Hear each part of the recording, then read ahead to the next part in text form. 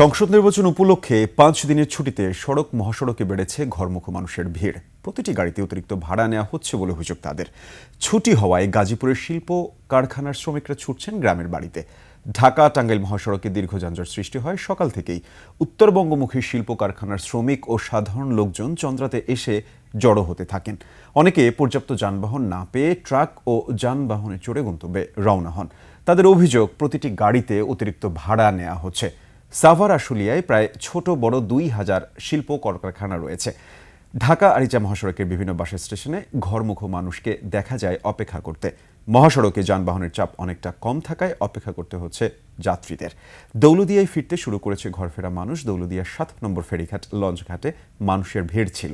গাইবান্ধার গোবিন্দগঞ্জে ঢাকা রংপুর মহাসড়ক ও দিনাজপুর ঢাকা আঞ্চলিক মহাসড়কের যানবাহনে গণপরিবহনের ব্যস্ততা বেড়েছে।